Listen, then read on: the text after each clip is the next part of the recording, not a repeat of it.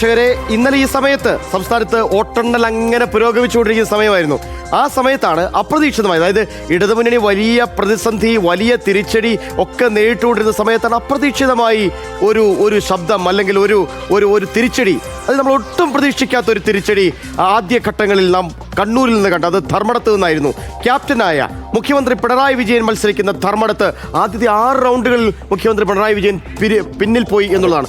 ആ സമയത്ത് ഇതെങ്ങനെ സംഭവിക്കുന്നു, ഇതെങ്ങനെയാണ് സംഭവിക്കുന്നത്, ആരാണ് മുഖ്യമന്ത്രിയെ പിന്നിലാക്കിയത് എന്നൊക്കെ വലിയ ചോദ്യങ്ങൾ ആ സമയത്ത് ഉയർന്നിരുന്നു.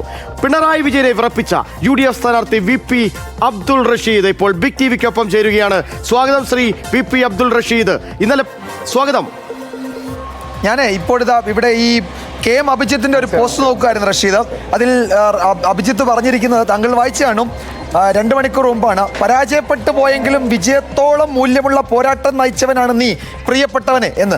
അതിൽ റഷീദ്, ഞാൻ അതിന് താഴെ ഇങ്ങനെ കമന്റ് നോക്കുമ്പോഴേ അതിലൊരു ഷിയാസ് PS എന്ന് പറഞ്ഞൊരു കോൺഗ്രസ് പ്രവർത്തകൻ അദ്ദേഹം ഇട്ടേക്കുന്നു, ഇദ്ദേഹത്തെ KPCC പ്രസിഡന്റ് ആക്കണം, അല്ലെങ്കിൽ യൂത്ത് കോൺഗ്രസിന്റെ സംസ്ഥാന പ്രസിഡന്റ് ആക്കണം, അതും അല്ലെങ്കിൽ കോൺഗ്രസ് പ്രവർത്തകന് ഏതെങ്കിലും ഒരു കോൺഗ്രസ് പ്രവർത്തകന് നൽകാൻ കഴിയുന്ന ഏറ്റവും വലിയ അംഗീകാരം തന്നെ നൽകണം.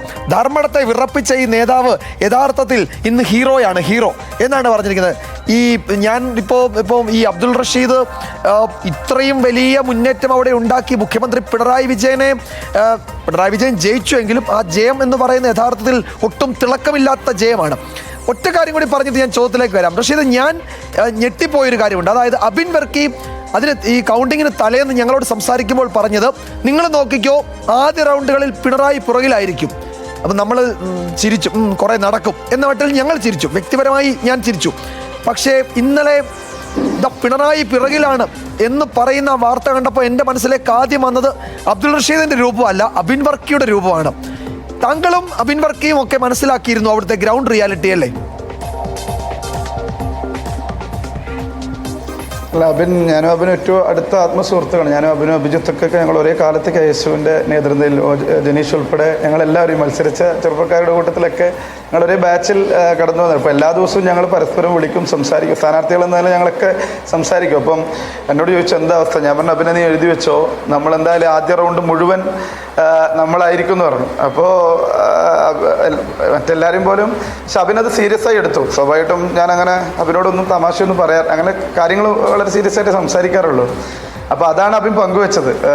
ഞാനിത് തുടക്കം മുതൽ, നിങ്ങൾ ബിഗ് ടിവിയുടെ റിപ്പോർട്ടറോട് ചോദിച്ചാൽ അറിയായിരിക്കും, കണ്ണൂരിൽ തുടക്കം മുതൽ ഞാനിത് പറഞ്ഞിരുന്നു. പക്ഷേ മാധ്യമങ്ങൾ ഉൾപ്പെടെ ധർമ്മടത്തെ കാര്യം, കാരണം പിണറായി വിജയൻ ഇല്ലാത്തത് കൊണ്ട് ഒരു സ്ഥാനാർത്ഥിയുടെ മാത്രം ഭാഗം കൊടുക്കാൻ പറ്റാത്തതുകൊണ്ട്, ഞാൻ അതിൽ പരാതി പറയുന്നതല്ല, കൊടുക്കാത്തതുകൊണ്ട് പലപ്പോഴും ഈ ധർമ്മടത്തെ തെരഞ്ഞെടുപ്പ് റിപ്പോർട്ട് ചെയ്തിരുന്നില്ല തുടക്കം മുതൽ. പക്ഷേ ഞാൻ എന്നോട് ചോദിച്ചവരോടൊക്കെ ഞാൻ പറഞ്ഞിരുന്നു, ധർമ്മടത്ത് വലിയ അട്ടിമറി ഉണ്ടാകും. ചരിത്രത്തിൽ ഒരുപക്ഷെ ഇന്ത്യ രാജ്യം ഞെട്ടുന്ന തരത്തിനകത്ത്, കേരളത്തിൽ അങ്ങനെയാണല്ലോ പിണറായി വിജയനെക്കുറിച്ച് രാജ്യം മുഴുവൻ ധരിച്ചു വെച്ചിരിക്കുന്നത്, അല്ലെങ്കിൽ രാഷ്ട്രീയ നേതൃത്വം കരുതി വെച്ചിരിക്കുന്നത് വലിയ ഒരു സംഭവമാണ്. പ്രത്യേകിച്ച് അദ്ദേഹത്തിൻ്റെ ജന്മനാട് ഉൾപ്പെടുന്ന പാർട്ടി പിറന്ന മണ്ണാണ് ഈ ധർമ്മടത്തിലെ പിണറായി പാറപ്പുറം ഉൾപ്പെടെ.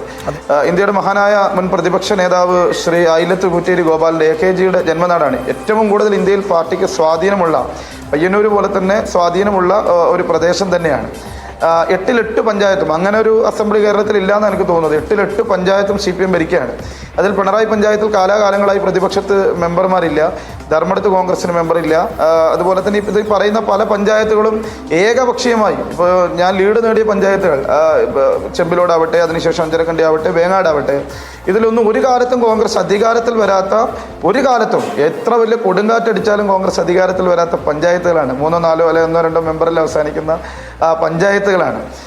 ഇന്ത്യയിൽ തന്നെ ഏറ്റവും കൂടുതൽ CPMന് പാർട്ടി മെമ്പർമാരുള്ള, ഏറ്റവും കൂടുതൽ സഹകരണ സ്ഥാപനങ്ങളുള്ള മണ്ഡലങ്ങളാണ്.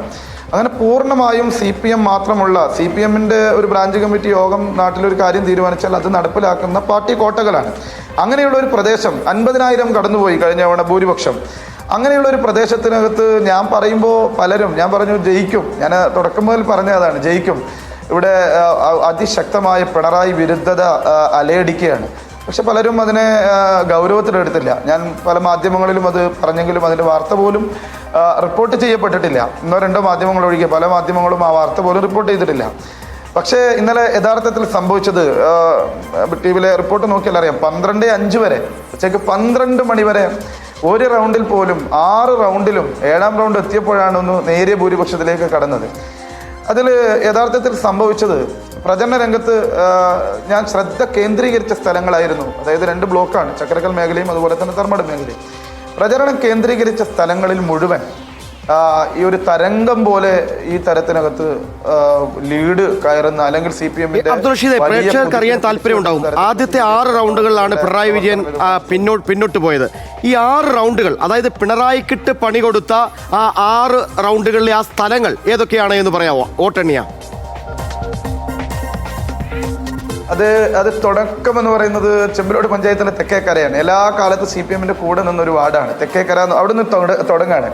അത് ചെമ്പിലോട് പഞ്ചായത്താണ്. നിങ്ങൾ അന്വേഷിക്കണം, ചെമ്പിലോട് പഞ്ചായത്തിൽ ആ പഞ്ചായത്ത് രൂപീകൃതമായതിനു ശേഷം, ഇനി അതിനു മുമ്പോ ലോക്കൽ ബോഡി തെരഞ്ഞെടുപ്പിനകത്ത് ഒരു കാലത്തും UDF അധികാരത്തിൽ വരാത്തൊരു പഞ്ചായത്താണ് ചെമ്പിലോട്. അതാണ് ഇന്നലെ ഇവർക്ക് ഒരു തരത്തിലും ന്യായീകരണം ഇതിനകത്ത് ഇന്നലെ പിണറായി വിജയൻ പത്രസമ്മേളനം ഉപേക്ഷിക്കാൻ തന്നെ കാരണമാണ് ഈ ഭൂരിപക്ഷം കുറഞ്ഞതിനെ അല്ലെങ്കിൽ ഈ പഞ്ചായത്തുകൾ പുറകോട്ട് പോയതിനെ എന്ത് പറഞ്ഞ് ന്യായീകരിക്കും CPM? കേരളത്തിലെ ഏറ്റവും മികച്ച പഞ്ചായത്തിനുള്ള അവാർഡ് സ്ഥിരം വാങ്ങിക്കൊണ്ടിരിക്കുന്ന ഒരു ഭരണസമിതിയാണ് അവിടുത്തെ CPM ഭരണസമിതി കാലാകാലങ്ങളായിട്ട്. ആ പഞ്ചായത്തിൽ തുടങ്ങി പുറകോട്ട് പോക്കാണ്. അവിടെയാണ് 3000-ഓളം ലീഡ് കയറിയത്. പിന്നെ വരുന്നത് അഞ്ചരക്കണ്ടിയാണ്. അഞ്ചരക്കണ്ടി പഞ്ചായത്തിലൊക്കെ കോൺഗ്രസിന് ഒരു കാലത്ത് 1-2 മെമ്പർമാർ മാത്രമുള്ള സ്ഥലമാണ്. ആ പഞ്ചായത്തിലാണ്, അതായത് ഈ അസംബ്ലിയുടെ ഏറ്റവും പ്രധാനപ്പെട്ട സ്ഥലമായ ചക്കരക്കൽ മേഖലയിലാണ് തകർന്ന് തരിപ്പണായി പോയത്. അവിടെ 2ാമത്തെ റൗണ്ടിലും നമ്മൾ ലീഡാണ്. പിന്നെയുള്ളത് വേങ്ങാട് പഞ്ചായത്ത്, മൂന്നാമത്തത്. ഈ 6 റൗണ്ടും വേങ്ങാട് പഞ്ചായത്ത് എന്ന് പറയുന്നത് പിണറായി വിജയൻ. ഞാനിപ്പോൾ ഉള്ളത് വേങ്ങാട് കീഴത്തൂരിലെ ഓഫീസിലാണ്. ബിഗ് TV ഇവിടെ റിപ്പോർട്ട് ചെയ്തിട്ടുണ്ട്. ഇവിടെ ഓഫീസിന്റെ മുൻവശം മുഴുവൻ തകർത്തിരിക്കുകയാണ്. ഇന്നലെ പിണറായി വിജയന്റെ വീടിന്റെ തൊട്ടടുത്താണ് ഈ ഓഫീസ് ഇരിക്കുന്നത്, കീഴത്തൂർ ഓഫീസ്. ഇത് മുഴുവൻ തകർത്ത് ഇതിന്റെ ഗ്ലാസും ജനൽ ചില്ലും ഇതിന്റെ ഫർണിച്ചർ മുഴുവൻ ഇന്നലെ രാത്രി അടിച്ച് തകർത്തിരിക്കുകയാണ്. അവർക്ക് ആഹ്ലാദ പ്രകടനം നടത്താൻ പറ്റാത്തതിന് ഞാനെന്ത് വിളിച്ചു? ഞാൻ പറഞ്ഞു വന്നത്, അങ്ങനെ അക്രമം നടത്തിയിട്ട് കൊടിയ അക്രമം ഇന്നലെ രാത്രി പോലും ഈ കേരളത്തിൽ മുഴുവൻ തകർന്നടിഞ്ഞിട്ടും പിണറായി വിജയനൊന്ന് നിവർന്ന് നിൽക്കാൻ സാധിക്കാതിരുന്നിട്ട് ഇന്നലെ രാത്രി പോലും പിണറായി വിജയന്റെ വീടിന്റെ തൊട്ടടുത്ത് ഇരിക്കുന്ന ഓഫീസ് പോലും തകർക്കുന്ന തരത്തിൽ അക്രമം കൊടികുത്തി വാഴുന്ന സ്ഥലമാണ്. ഞങ്ങളുടെ 12 പ്രവർത്തകർ, 12 രക്തസാക്ഷികളാണ് ഈ പ്രദേശത്ത്. 12 പേർ 17 വയസ്സിൽ കൊല്ലപ്പെട്ട മുഴപ്പിലങ്ങാടിലെ ശ്രീകാന്തേട്ടൻ തൊട്ട് പീറ്റക്കണ്ടി പ്രഭാരൻ തൊട്ട് പാതിരിയാട് ഗംഗാധരേട്ടൻ ക്രൂരമായി വെട്ടി നുറുക്കി കൊന്നതാണ്. അങ്ങനെ 12-ലധികം പേരെ, മുസ്ലിം ലീഗിന്റെ രക്തസാക്ഷി എടക്കാട് ഷാദിലി ഉൾപ്പെടെ ഇത്രയും പേരെ കൊന്ന്, അങ്ങനെ പ്രവർത്തന സ്വാതന്ത്ര്യമില്ലാത്ത, മരണഭയം മുന്നിൽ കണ്ട് മാത്രം കോൺഗ്രസ് പ്രവർത്തകർ പ്രവർത്തിക്കുന്ന ഒരു പ്രദേശത്താണ് ഇന്നലെ അത്ഭുതം സൃഷ്ടിച്ചുകൊണ്ട് ഈ മുന്നേറ്റം നടത്തിയത്. ഞാൻ സത്യം പറഞ്ഞാൽ ബേസിക്കലി ഒരു ധർമ്മടംകാരനല്ല. ഞാൻ എൻ്റെ സ്വന്തം പ്രദേശവുമല്ല.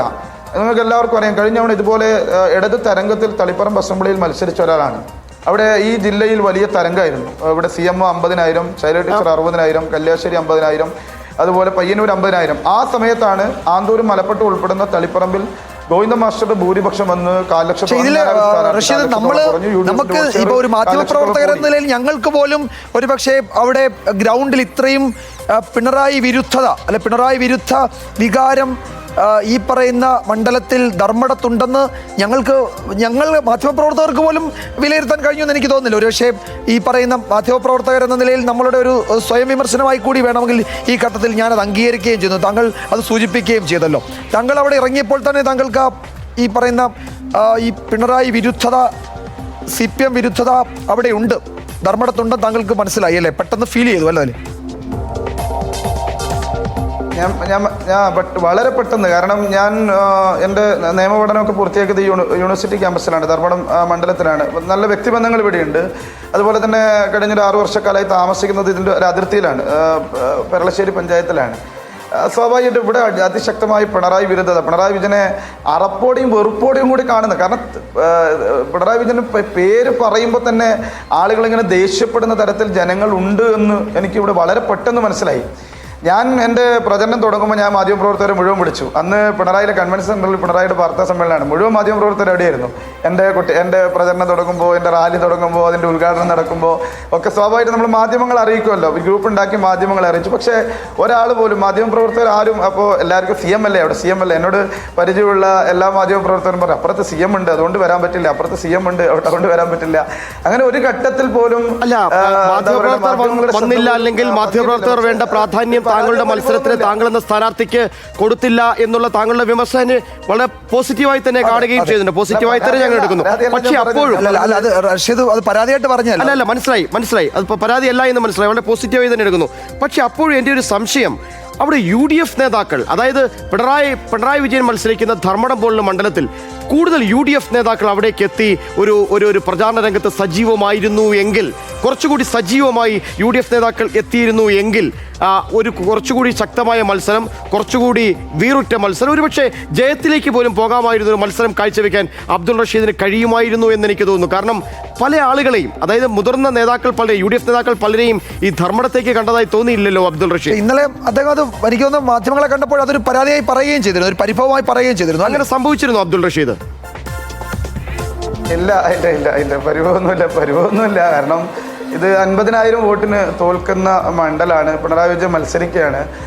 നേതാക്കന്മാരൊക്കെ ഇതേ നേതാക്കന്മാർ തന്നെയാണ് പിന്നെ വളരെ ആലോചിച്ച് എന്നെ, കാരണം തളിപ്പറമ്പിൽ പ്രചരണം ഒരു 5 വർഷക്കാലമായി പ്രചരണം നടത്തിക്കൊണ്ടിരുന്ന ഒരാളാണ് ഞാൻ. അവിടെ വീണ്ടും മത്സരിക്കണം എന്ന അന്നത്തെ KPC പ്രസിഡന്റ് ശ്രീ കെ സുധാകരൻ്റെ ഒക്കെ നിർദ്ദേശം ഉണ്ടായിരുന്നു, വീണ്ടും മത്സരിക്കണം, അതുകൊണ്ട് സജീവമാകണമെന്ന്. സുധാകരേട്ടൻ എപ്പോഴും കാണുമ്പോൾ പറയും നീ തളിപ്പറമ്പിലില്ലേ എന്നൊക്കെ ചോദിച്ചു. അപ്പോൾ അതിൻ്റെയൊക്കെ അടിസ്ഥാനത്തിൽ എല്ലാവർക്കും അറിയായിരുന്നു തളിപ്പറമ്പിൽ തന്നെ കേന്ദ്രീകരിച്ച് വർക്ക് ചെയ്യുന്നു. അപ്പം സ്വാഭാവികമായിട്ടും പാർട്ടിക്ക് ഒരു സാഹചര്യം വന്നു. G സുധാകരനും അതുപോലെ തന്നെ PK ശശിയും ഈ പറയുന്ന ഐഷ പോറ്റിയും ഒക്കെ ഉൾപ്പെടെ, കുഞ്ഞികൃഷ്ണൻ ഉൾപ്പെടെ വന്നൊരു സാഹചര്യത്തിൽ ആ ഒരു വിഷയം അവിടെ ഇടതുപക്ഷ കാൻഡിഡേറ്റിനുള്ള അഭിപ്രായ വ്യത്യാസം ഉള്ളതുകൊണ്ട് TK ഗോവിന്ദന് വരേണ്ടി വന്ന ഒരു സാഹചര്യം. അപ്പോൾ സ്വാഭാവികമായിട്ട് അദ്ദേഹത്തിന് സീറ്റ് കൊടുക്കേണ്ടി വന്നൊരു സാഹചര്യം വന്നപ്പോൾ എന്നോട് പറഞ്ഞു, ബഹുമാനപ്പെട്ട KPC പ്രസിഡന്റ് തന്നെ പറഞ്ഞു, പിന്നെ അവിടെ ഇങ്ങനെ TK ഗോവിന്ദന് സീറ്റ് കൊടുക്കുകയാണ്, മറ്റൊരു സീറ്റിലേക്ക് മാറി മത്സരിക്കേണ്ടി വരുമെന്ന് പറഞ്ഞു. പക്ഷെ ഞാനൊന്നും പൂർണ്ണമായും അത് ഉൾക്കൊണ്ടു.